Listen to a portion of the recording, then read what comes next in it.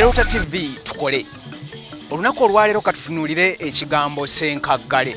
Senkagale bangi tukikozesa nnyo ennaku zino naddala bannamawulire olw'okusukkulumya abantu naddala bannabyabufuzi ti Senkagale gundi.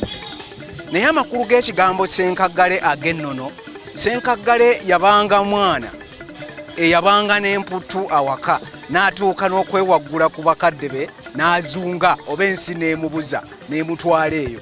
N'olw'ensonga eyo naawe munnabyabufuzi gwe bayita Senkagale oba omuntu omulala yenna gwe bawa ekitiibwa ky'obwa Senkagale kimanye nti Senkagale kitegeeza omwana ow'emputu eyeewaggula ku bakadde be.